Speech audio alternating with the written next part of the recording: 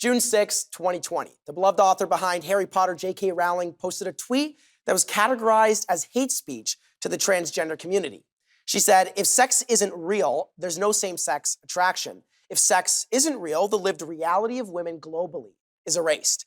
I know and love trans people, but erasing the concept of sex removes the ability of many to meaningfully discuss their lives. It isn't hate to speak the truth. Carolina, welcome to the show. I'm just curious, what do you think about JK's tweet? What do you think? Yeah, I think, when you paint something in a negative light towards a particular group of people without involving them in the conversation, it's considered hate speech. Really? Yeah. Chris, would you agree? Not in this situation. I think she was very careful to the way she said it, even saying that she loves transgender people. I think she was just speaking her truth, and at the end of the day, the scientific truth that she was speaking. She was standing up for women. Was it, though, careful, or was it just mitigating the risk of what she was saying? Good point.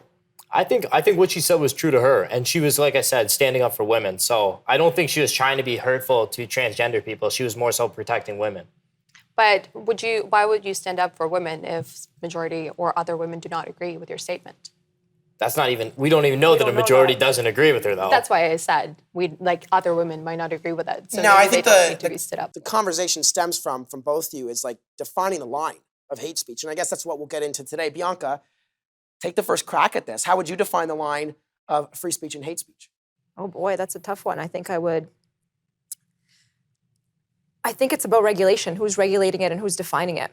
And as long as we don't have actual bodies that are Bianca, hold that thought. We're going to get into our streeters and see what the people have to say. Let's see. How do you feel about Canada's free speech measures? Do you think Canada has free speech? Yes, no, in between? More than the U.S.? I don't know. I feel like there is a kind of a cutoff point, maybe more by the general public, just being people are maybe against certain things people say, they'll take greater offense to it than what it's actually intended to be type of thing. You're entitled to your own opinion.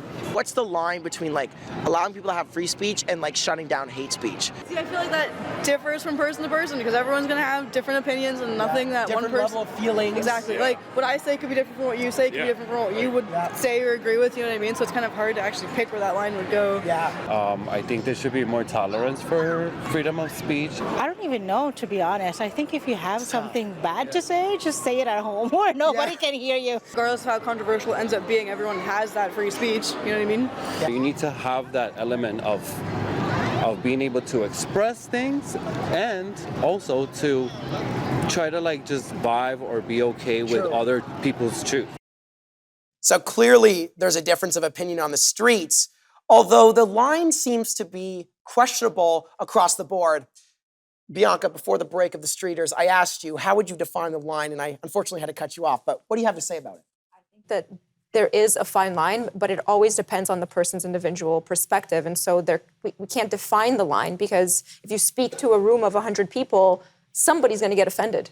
So I don't think there is a way to define it properly that everyone it can't be a uniform thing. It's just perspective at some point. Right. Okay, but hold on. Is offense the line? Because you just made a comment there that was interesting. Somebody's going to get offended in response to my question of hate speech. And because they are, then you can't define what hate speech is versus free speech because somebody will get offended somewhere. Okay, interesting. We'll hold that thought. We'll get into a little bit more. Carolina, what stood out to you with the streeters? Yeah, for sure. I think, I agree that, maybe we can be a little bit more tolerable of people and their free speech. But I also wanted to say that there is a clear line between hate speech and free speech. And I know that you mentioned, don't be an...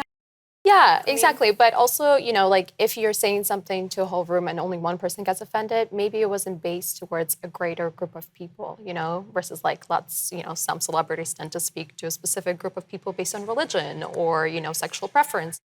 That's a little bit more of a hate speech than just stating your opinion. Interesting. Chris, would you agree?